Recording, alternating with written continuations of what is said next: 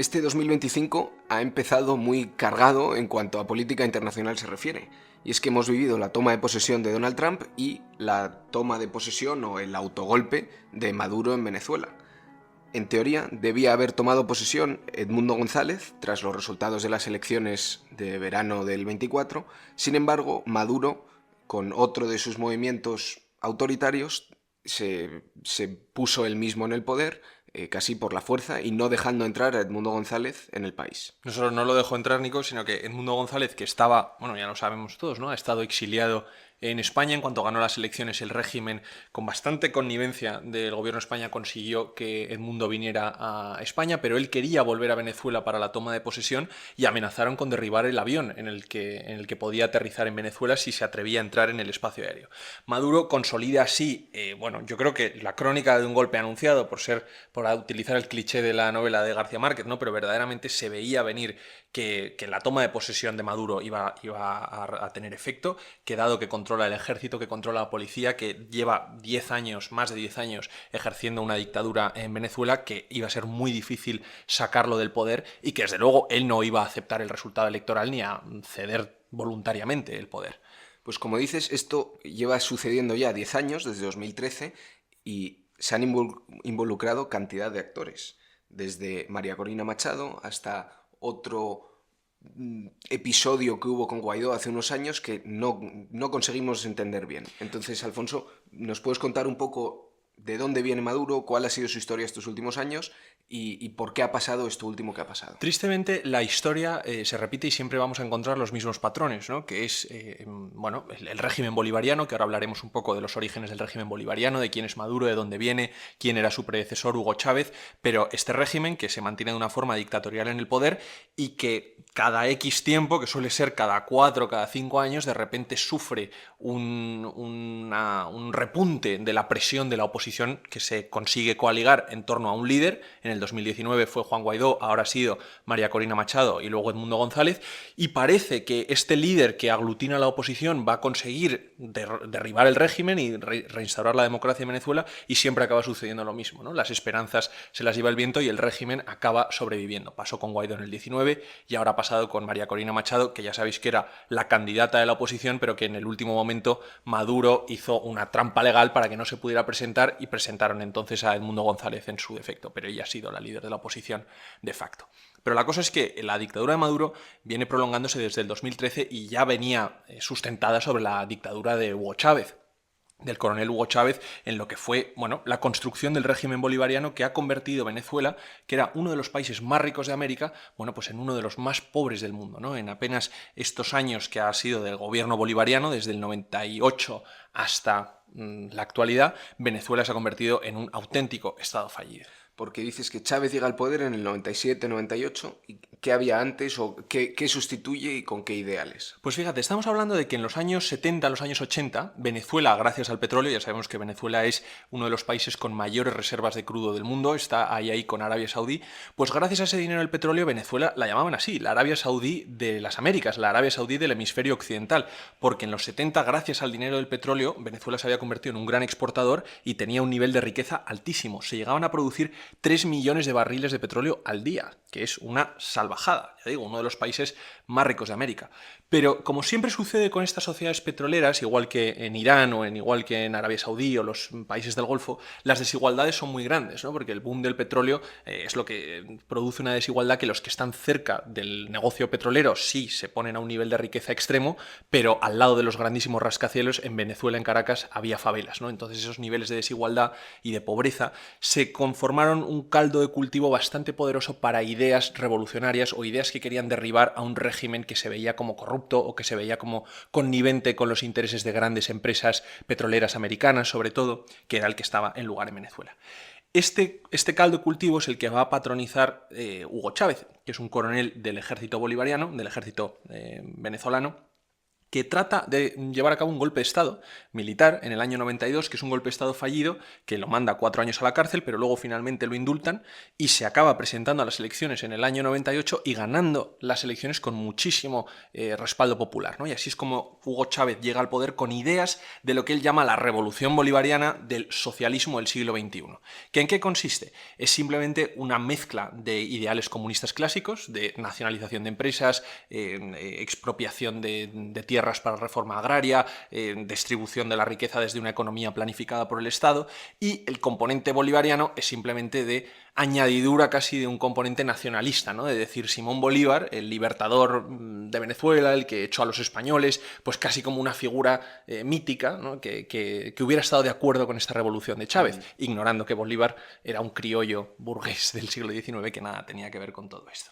Básicamente es un nuevo comunismo a la venezolana que está marcado por un fuerte culto a la personalidad de Chávez, a quien llaman el comandante, ¿no? Pues igual que a Hitler el Führer, a Franco el caudillo, a Mussolini el duce, pues a Chávez el comandante, ¿no? Y además siempre se repite el comandante. Chávez sustentó la revolución en el dinero del petróleo. El petróleo se había nacionalizado en los 80 en Venezuela, pero en los 90 distintos gobiernos habían ampliado la acción de PDVSA, que es la compañía estatal, como socio minoritario con operaciones con distintas compañías americanas. Chávez cierra eso, vuelta a la política de PDVSA como única promotora de ese monopolio petrolífero, y a raíz de la guerra de Irak del 2003 tiene la suerte de que los precios del petróleo suben muchísimo y entonces la economía venezolana va muy bien.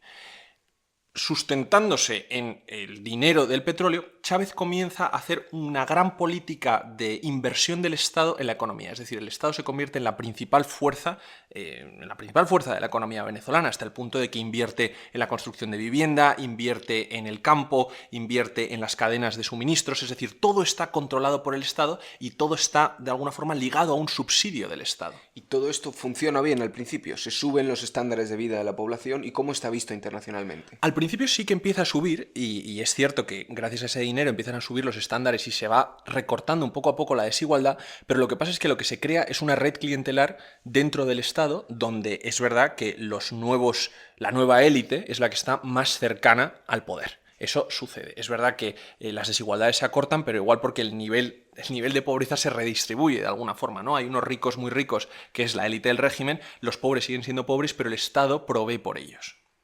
A todo esto va sumando pues, expropiación de tierras, ya lo decimos, pero también una serie de leyes habilitantes, que son leyes especiales que le conceden a Chávez poderes absolutos o semiabsolutos para poder gobernar sin la asamblea, sin el poder legislativo, y que al tiempo que está creando este sistema de subsidios, estas misiones bolivarianas que llamaríamos de recorte de la desigualdad, también está utilizando las leyes habilitantes para centralizar mucho más su poder e ir acabando poco a poco o ir minando la posibilidad de una oposición política dentro de Venezuela.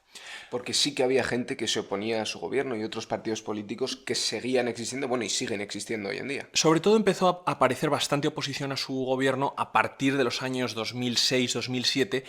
Curiosamente, cuando el precio del petróleo empieza a bajar, se empiezan a notar las consecuencias en la economía venezolana y en el descrédito económico y el desencanto social es cuando vuelve a surgir la oposición. Pero Chávez se mantiene en el poder y cada vez empieza a acusar más la idea de que le quieren tumbar, de que le quieren mover la silla, de que se está preparando un golpe de Estado. Ya había habido un golpe de Estado contra Chávez en el año 2002, del que había conseguido sobrevivir, y por eso tenía esta especie de paranoia dentro, ¿no? Chávez se mantiene en el poder entre el 97 y el 2013, cuando muere de cáncer. Y su sucesor va a ser una persona importante a su lado, que ha sido Nicolás Maduro. Nicolás Maduro había sido en todo el tiempo de Chávez ministro de Asuntos Exteriores, había sido su canciller, y había estado básicamente siendo el recadero de Chávez alrededor del mundo. Es decir, siendo prácticamente su embajador en los regímenes ruso, iraní, chino, todos esos países que empezaban a apoyar al chavismo como esa idea contraria a los Estados Unidos, contraria al modelo occidental. El otro día me dijeron, Alfonso, que no pasa un episodio nuestro sin que mencionemos Rusia, Irán, China, ¿verdad? Irán. Bueno, pues es que claro, es lo que está... Y que cuando soltábamos el nombre de un país dices, seguro que vienen los demás detrás. Y ahí vienen. Siempre el mismo grupo de países metidos en los mismos... Es lo que es estar en un mundo multipolar, Nico, que siempre acabamos hablando de la geopolítica, que tiene bastante importancia en el episodio de hoy, ya lo verás. El caso es que Maduro se convierte básicamente en el recadero de Chávez alrededor del mundo. Y ya decimos que Chávez está enfermo y decide nombrar un sucesor porque sabe que se va a morir. y que le pide a los venezolanos que voten por él, aunque esas elecciones ya están ahí. Y unos pocos días antes de montarse en un avión a Habana para aparecer muerto 3 meses después, yo lo recuerdo de pequeño, verlo en el periódico, Chávez ha muerto, ¿no? Pues nombra a Maduro presidente interino. ¿Por qué nombra a Maduro su presidente interino? Porque lo consideraba un tonto útil. Verdaderamente Maduro había podido trepar en el régimen de Chávez porque cuando Chávez tenía bastante miedo de que lo fueran a tumbar, lo que se quiso es poner al lado a alguien a quien todo el mundo consideraba inútil en el sentido de incompetente, de poco inteligente, de poco habilidoso, y entonces Maduro con esa idea pues se pudo acercar mucho a Chávez, que tenía miedo de otros hombres fuertes como podía ser Rafael Ramírez, que era el hombre fuerte del chavismo porque era el ministro del petróleo. Chávez le acabó teniendo mucho miedo.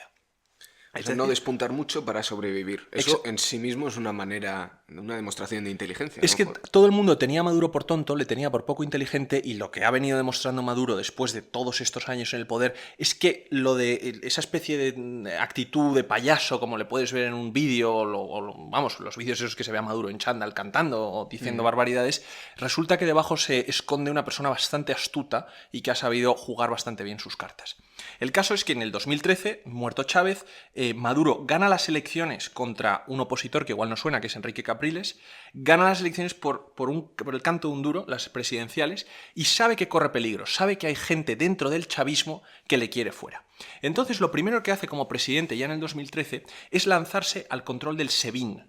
¿Qué es el SEBIN? Es el Servicio de Inteligencia Bolivariano. En ese momento el SEBIN era una agencia de inteligencia y con Maduro se va a convertir de agencia de inteligencia al chavismo a prácticamente una policía política similar a la de cualquier dictadura de cualquier lugar del mundo. Y lo hace con un aliado que es el general Figuera, que es una persona importante porque luego volverá a salir en la historia. ¿Y qué es lo que hacen? Convierten el SEBIN básicamente en la policía política para controlar a la oposición, atacar a los oficiales del chavismo, crear cargos falsos de corrupción contra los que son molestos a Maduro, empezar a poner a los opositores bajo vigilancia y desde luego empezar todo este régimen de encarcelamiento sumario, de torturas, para minar a la oposición. Uno de los principales que acaba en estas purgas es el que ya te he dicho, Rafael Ramírez, el ministro del petróleo. Le montan un caso de corrupción de que se ha estado llevando el dinero en connivencia con una petrolera americana y tiene que salir de Venezuela para salvar la vida. Hoy en día vive en Roma. La cosa es que, ¿de dónde saca Maduro toda esta habilidad totalitaria, podríamos así decirlo, para convertir el SEBIN en su policía política? Lo que muy poca gente sabe de Nicolás Maduro es que había estado mucho tiempo en Cuba. Sabemos de Maduro igual, nos suena en su biografía que había sido un conductor de autobús, bueno, pues todas estas cosas, ¿no? Pero no lo sabía. Pues había sido conductor de autobús. Él mismo lo promociona mucho para decir, yo soy un presidente de la clase obrera, ¿sabes? He estado conduciendo un autobús en los años 80. Pero la cosa es que se salió del autobús para meterse en el partido. Y cuando se metió en un partido que no es el partido de ahora, en fin, partido socialista que ha cambiado mucho de nomenclatura y tal, pero un movimiento de izquierdas. Lo mandan a Cuba con otros jóvenes de izquierda en el año 86, cuando tiene 24 años, a estudiar un curso en la Escuela Nacional de Cuadros Julio Antonio Mella, que es un centro de educación política en Cuba dirigido por la Unión Cubana de Jóvenes Comunistas, donde se les enseña la doctrina, pero algo más que la doctrina, se les enseña las fórmulas de la Revolución Socialista y del Estado Socialista, ¿no? Allí Maduro fue discípulo de Pedro Prieto, que es un miembro muy destacado del Politburó cubano y un aliado muy cercano de Fidel Castro. Es decir, está aprendiendo de quienes han mantenido una dictadura comunista sobre la isla de Cuba durante muchísimos años. Porque en este tiempo está en Cuba, sigue en Cuba Fidel. Sí, Fidel desde luego sigue en Cuba, luego viene su hermano Raúl y luego sigue el régimen del castrismo ya sin los miembros de la familia. El hecho es que se habla incluso de que Maduro fue educado para ser el topo de Cuba en Venezuela, y la cosa es que en cuanto vuelve de esa experiencia cubana, directamente se lanza por Hugo Chávez, que entonces ya era una estrella despuntante en el panorama político venezolano, y se casa, de hecho, Maduro con Cilia Flores, que es la abogada de Chávez en el momento en el que Chávez está en prisión. Es decir, pero empieza todo esto poco a poco antes de que Chávez esté gobernando, sí, ¿verdad? Sí. Antes de que dé su golpe de estado. Esto es para ver la sombra tan alargada que ha ido proyectando Maduro desde que tiene 24 años y vuelve de Cuba. La cosa es que lo que sin duda aprendió en Cuba fueron estas técnicas de régimen comunista muy sofisticado, que son las que pone en práctica en el SEBIN en cuanto llega al gobierno. Y ya decimos, en pocos meses, generales, ministros, oficiales del gobierno de Chávez, en particular el ministro del petróleo, pues acusaciones de corrupción, de traición, de colaboración con los Estados Unidos, y es gente que simplemente desaparece. Es decir, Maduro consolida el poder. Sí, desaparece o tiene que huir de Venezuela. además, esto es un patrón que continúa. Mientras estaba preparando este audio, me he puesto a investigar sobre uno que fue vicepresidente de Maduro, Tarek al-Simi, y yo juraría que seguía siendo vicepresidente de Maduro, y resulta que el año pasado le encontraron un caso de corrupción y ha desaparecido. Nadie sabe dónde está Tarek al-Simi, el que durante mucho tiempo fue hombre fuerte de Maduro. Es decir, esta es una dinámica que continúa. Entre tanto, seguimos en el año 2013-2014, sucede una grandísima crisis económica en Venezuela, y es que la dependencia del petróleo, que había iniciado el socialismo del siglo XXI de Chávez, hace que todo esté controlado por este petroestado, y en el momento en el que caen los precios del petróleo, como venía sucediendo desde el 2009, y que llega a un punto de hundimiento en el 2014-2016, que en esos 2 años la caída acumulada del precio del barril es del 70%. Ahí es cuando empiezan los americanos a utilizar sobre todo sus técnicas de fracking. Claro, entonces sube la oferta de petróleo y bajan los precios, ¿no? Pues eso lo que sucede es que una economía que estaba dependiente de unos precios del petróleo muy altos colapsa, hasta el punto de que como todo está sujeto a una subvención del gobierno, desde la comida hasta las medicinas hasta la vivienda, la caída de los precios del petróleo arrastra a la economía venezolana en su conjunto y hace que la inflación se dispare. Se convierte Venezuela en el país con la inflación más alta del mundo, una inflación del 936%. Esto es una hiperinflación que hace que el dinero te valga más el papel en el que está impreso el dinero que el valor de la moneda, del bolívar. ¿Qué hace Maduro con esta inflación desbocada que hace que la gente no pueda comprar alimentos, no pueda comprar medicinas, aparte de que hay una grandísima escasez? Pues lo que hace Maduro es una trampa corrupta, hace un decreto desde el Banco Central venezolano, para equiparar mediante decreto el cambio de 10 bolívares a $1 americano. Pero la realidad es totalmente otra. La realidad es que los venezolanos están adquiriendo los dólares para comprar medicinas y medicamentos en el mercado negro a 12.000 bolívares el dólar. Entonces, ¿en qué se está quedando este cambio especial de 10 bolívares a $1? Pues se queda en solo los que tienen pasaporte diplomático, solo los que tienen un certificado de conexión con el gobierno. ¿Qué es lo que hace esto?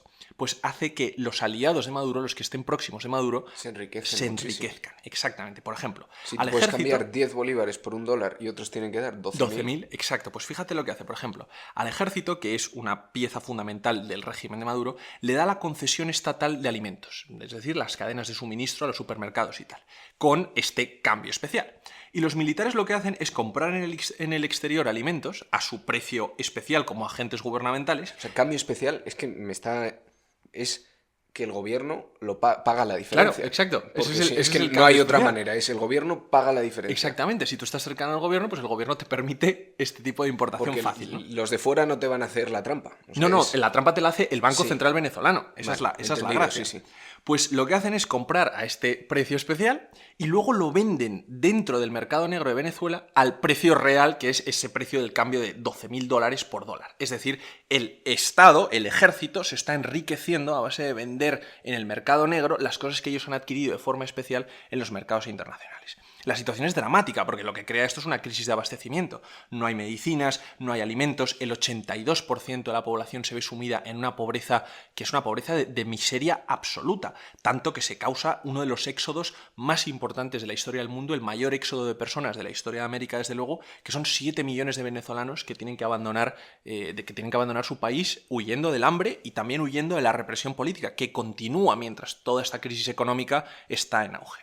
Esto hablé hace poco, en torno a septiembre-octubre, con alguno relacionado con los opositores venezolanos y me contaba él personalmente que había sido torturado, que le habían roto los dedos, que le habían machacado por estar cercano a la oposición. Es que ahora vamos a ir a ese capítulo. Muy duro. Totalmente Maduro, cuanto más complicada se pone la cosa económica y social, más empieza a enquistar su dictadura, en el sentido de que la oposición ante esta crisis económica sin precedentes empieza a pedir el fin del chavismo y el fin de las medidas del chavismo, y aquí es cuando Maduro endurece muchísimo su dictadura.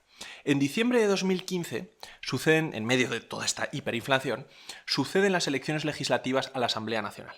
Hemos dicho que en Venezuela es un sistema presidencialista, entonces por un lado se elige al presidente en unas elecciones presidenciales y por otro lado se elige al poder legislativo en unas elecciones legislativas, la Asamblea Nacional. Y en estas elecciones de diciembre del 15, Maduro pierde, pero pierde la mayoría en la Asamblea Nacional, su partido, frente a una coalición de partidos opositores llamada Mesa de Unidad Democrática. Pierde el Parlamento, por remarcarlo. Exacto, pierde el Parlamento. Y aquí es cuando empiezan a surgir nombres que igual no suenan, como es el de Leopoldo López, distintos opositores, Antonio Ledezma, que estaban metidos dentro de ese grupúsculo, de esa coalición de grupúsculos de opositores de Maduro.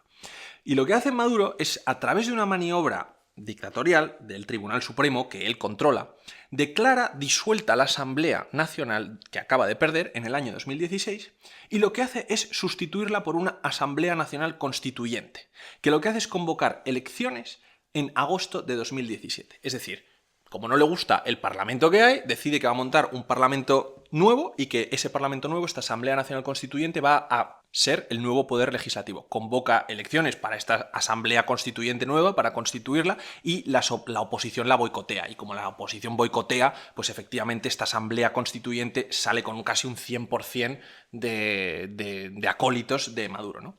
El país convulsiona en protestas, especialmente en protestas protagonizadas por jóvenes, por estudiantes, y el régimen endurece mucho la represión hasta el punto de que hay 131 muertos en esas manifestaciones, la mayoría de ellos jóvenes, cientos de encarcelados, gente que desaparece, es decir... Esto sí que lo recuerdo yo. Esto es en el año 2017, agosto del 17, por ahí. Es un régimen del terror, que utiliza el terror para mantenerse en el poder, para que la gente no salga a la calle, porque verdaderamente te pueden matar por la calle. Entre tanto, continúa la purga de opositores, pero también de antiguos aliados, porque en esas manifestaciones que mueren 131 personas, la fiscal general del chavismo, Luisa Ortega, de repente denuncia las prácticas que se están utilizando. Ya decimos, una persona que venía del chavismo y que también había hecho la vista gorda de cosas malas en el... Fiscal general del chavismo, sí. Exacto, pero lo que vio le sorprendió mucho, lo denunció y es otra persona que tuvo que huir. Y hoy en día Luis Ortega ya no está en Venezuela huyendo por su vida. Nadie en la comunidad internacional, salvo los aliados de Maduro, los países que ya conocemos, reconoce el resultado de esas elecciones a la Asamblea Constituyente, ni reconoce la Asamblea Constituyente, y además Estados Unidos empieza a preocuparse mucho porque Maduro está recabando apoyo militar, apoyo táctico también, de Rusia, China e Irán. Básicamente se repite el esquema de la Guerra Fría, que es la presencia de agentes y la presencia de asesores. Eso es como se llamaba, ¿no? Se decía mucho en la Guerra Fría, no, tal país en África o tal país en Sudamérica tiene asesores soviéticos, que era básicamente gente que te enseñaba cómo operar las armas, ¿no? Pues esto un poco sucede lo mismo. Hay una persona en Estados Unidos que empieza a ver que el peligro de Maduro es verdaderamente inminente, que es John Bolton. John Bolton era el secretario de Seguridad Nacional, el National Security Advisor de Trump, entre 2018 y 2019. Bolton ingenió un paquete de sanciones muy duros y la congelación de activos del régimen para tratar de estrangular a Maduro, pero las sanciones no iban a hacer que Maduro abandonara el poder. De alguna forma, los dictadores alrededor del mundo se ayudan los unos a los otros. Entonces, con la cooperación de China, de Rusia y de Irán, Maduro podía saltarse ese régimen de sanciones que afectaban a la población venezolana y dejaban al régimen fuera. Esto lo explicaste en algún podcast que hemos hecho alguna vez. En el de las sanciones, hemos hecho un podcast de sanciones hace poco, ¿no? Pues esto es un caso de esas sanciones. Se da la terrible situación de que es lo que sucede, de que las sanciones lo que hacen además es acabar con o dificultar todavía más el abastecimiento de comida y de medicinas a Venezuela. El régimen también está haciendo dinero por otro lado, que es con el narcotráfico. Muchos de los ministros de Maduro están buscados por la DEA, por la Drug Enforcement Administration de Estados Unidos. 2 de los sobrinos de Maduro los encuentran metiendo droga en Estados Unidos utilizando sus pasaportes diplomáticos. O sea, todo forma parte de un régimen criminal. ¿Y qué hace la oposición a Maduro? Bueno, pues después del fiasco de las protestas contra la Asamblea Constituyente, la oposición está bastante dividida y además asustada, porque verdaderamente el SEBIN, la policía política, va a por ellos. Sí. Sucede entonces que tenemos 2 asambleas. La Asamblea Nacional, que es la que está controlada por la oposición y que no reconoce Maduro, y la Asamblea Constituyente ilegal. Pues bien, después de ya constituida de forma ilegal, esta Asamblea Constituyente adelanta las elecciones presidenciales a abril de 2018, aprovechando que la oposición está dividida. Esto es un movimiento que todo el mundo estima que es ilegal y sobre todo estas elecciones presidenciales Maduro las gana con un porcentaje de voto disparatado, solo le reconocen Rusia, China y Corea del Norte, en fin. Y lo que hace la Asamblea Nacional, todavía controlada por la oposición, es determinar que después de estas elecciones ilegales y después de todas las ilegalidades perpetradas por Maduro, Maduro está usurpando el poder. y lo declara inhábil para tomar posesión del cargo de presidente de la República y pone en marcha un artículo de la Constitución venezolana, el 233, que da poder de manera interina al presidente de la Asamblea Nacional, al presidente del Congreso, podríamos decir, hasta que se celebren nuevas elecciones y se quite al usurpador del poder. Vale, aquí hay que hacer una distinción. Estás hablando de la Asamblea Nacional, que es el Parlamento, y el presidente del Parlamento, el equivalente en España, sería Francina Armengol, bueno, del Congreso en este caso. Y lo que están haciendo es darle poderes a esa persona en vez de al presidente del gobierno. Se declara que el presidente de la República es inhábil para gobernar porque está usurpando las funciones y, por tanto, al presidente del Parlamento se le da el título de presidente interino, presidente encargado, hasta la celebración de elecciones. ¿Y nuevas. este quién es? Juan Guaidó. Juan Guaidó. Esto estamos a comienzos de enero de 2019, otra toma de posesión como la de que hemos visto hace un par de semanas, en la que el presidente de la Asamblea, Juan Guaidó, determina, según este artículo de la Constitución, que Maduro está usurpando el poder. Hay un caos en el país, con todo el mundo occidental reconociendo a Guaidó, España también en ese momento, y los países autoritarios reconociendo a Maduro. Y fue aquí cuando se presenta una oportunidad para que el ejército, que nunca se había pronunciado, diera un golpe contra Maduro y lo echara del poder y reconociera como presidente encargado de Venezuela a Juan Guaidó. Esto sucedió el 30 de abril de 2019, este golpe militar. Se llamó Operación Libertad. Uno de los principales militares del régimen, que es el general Figuera, hemos hablado de él, ¿te acuerdas? Este es sí el que has dicho encargado, antes, el que iba a ser encargado del importante. SEBIN, el encargado de la policía secreta. Consiguen coaligarse con él y con Juan Guaidó para tratar de que el ministro de Defensa de Maduro lo fuerce a abandonar el poder, le convenzca de que ya no tiene nada que hacer, le monten en un avión y lo manden a Rusia o lo manden a Cuba o a donde fuera. Todo estaba perfectamente coordinado entre este Figuera, el ministro de Defensa, el presidente chavista del Tribunal Supremo, o sea, todo parecía que iba a salir adelante. Pero el día del levantamiento algo falló. En un principio el levantamiento fue un éxito, pero de repente distintos mandos militares que tenían apalabrado el apoyo a Guaidó empiezan a fallar. ¿Y qué es lo que sucede aquí? Bueno, pues es que Cuba y Rusia al parecer le dieron garantías a Maduro, le prohibieron montarse en el avión, le prohibieron abandonar y le dijeron que le dijeron cómo atrincherarse en el poder. Y básicamente esto es lo que sucedió. Muchos mandos militares que habían declarado su lealtad a Guaidó lo dejaron colgado de la brocha por miedo, por connivencia, por sobornos o porque verdaderamente pensaban que los iban a matar, si no. Figuera, el general del SEBIN, huyó por su vida, hoy en día es electricista en Miami, y Guaidó se quedó un poco aislado entre dos puentes, ¿no? O sea, Vas diciendo cada cierto tiempo, hoy en día vive en Italia, hoy en día es electricista en Miami, hoy en día no se sabe dónde está, pero no en Venezuela. Es alucinante. Es totalmente. alucinante. Guaidó, que era el presidente encargado de Venezuela, hoy también está en Miami, es profesor en la Universidad de Miami. Porque la cosa es que lo dejaron colgado. Los aliados de Guaidó lo dejaron colgado y entonces el régimen de facto continuó. Hay una pregunta que es si estaba Estados Unidos detrás del golpe de abril del 19. Y es verdaderamente difícil saberlo, pero lo que podemos pensar es que no estaba, o no estaba con todo el apoyo necesario porque si no ese golpe hubiera tenido efecto. Hemos dicho que John Bolton tenía bastante interés en quitar a Maduro, ¿no? Y que John Bolton podía estar detrás de esta operación.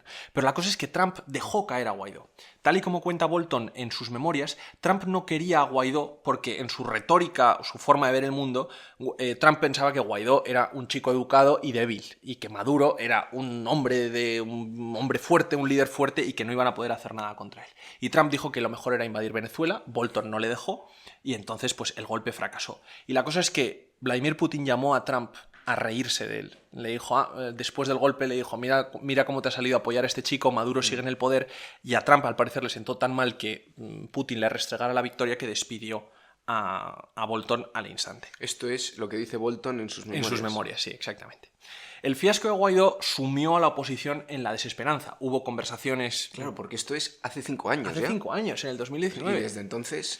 Es que el COVID jugó a favor de Maduro, porque el mundo se paró, tuvo que llegar ayuda humanitaria a Venezuela, la oposición, bueno, pues el confinamiento, la presión política, y verdaderamente en los años 20, en nuestra época, han empezado a ganar muchos más... En los años 20 en nuestra época.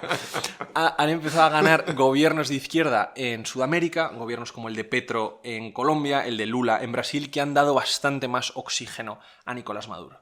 También juega a su favor lo que ya hablamos en aquel episodio hace muchísimo tiempo, Nico, en el episodio 47, que es la guerra de Ucrania y que el gobierno de Joe Biden levante varias de las sanciones al régimen de Maduro. ¿Por qué? Porque lo que quería Joe Biden era que el petróleo venezolano volviera a fluir en el mundo para volvernos menos dependientes del petróleo ruso en ese momento. La cosa es que esa situación hace que a Maduro se lo normalice. Y en la cumbre del clima de Egipto, en el COP22, de repente encuentras a todos los líderes mundiales, a Macron, a Sánchez, dándole la mano a Maduro como si nada. Y ya es el señor presidente otra vez, ya no es el sátrapa que está usurpando el poder. Pues se ha dado un paso hacia atrás. Se ha dado un paso hacia atrás, verdaderamente. La coyuntura internacional ha ayudado mucho a Maduro a mantenerse en el poder. Y las últimas elecciones de julio del 24... Esta es donde Maduro se ha vuelto a tambalear, pero que es una repetición de los eventos del 2019. Una oposición que ha triunfado, pero Maduro tiene de facto el poder, está apoyado por gente muy poderosa fuera de Venezuela, en Rusia, en China, en Irán, en Cuba, y los opositores no tienen el mismo apoyo incondicional por parte de países democráticos como lo tiene Maduro por parte de países autoritarios. Esto es lo que ha hecho que hayan ganado las elecciones los opositores, que María Corina Machado, Edmundo González, se haya podido proclamar presidente electo y que sin embargo el día de la toma de posesión no haya podido entrar en el país por amenaza de un régimen que está usurpando el poder y que ha continuado usurpando el poder. Qué tristeza más grande, Alfonso, porque en los momentos que has ido contando de la historia hay varias ocasiones en las cuales las decisiones de unas pocas personas inclinan la balanza hacia un lado o hacia el otro, y Venezuela ha tenido la mala suerte que siempre ha sido hacia el lado que ha llevado hacia más chavismo y a apoyar a Nicolás Maduro. Exactamente, así ha sido la situación. Es un régimen que tiene bastante importancia el sustento externo, y Estados Unidos ha sido muy tímido en este asunto, no así Rusia, Irán y China. Pues nada, muchísimas gracias, Alfonso, por hacernos entender esto de una manera mucho más clara, y mucho apoyo a todo el pueblo venezolano que no puede estar en su país. En cualquier caso, Nico, te veo la semana que viene. Con un tema nuevo.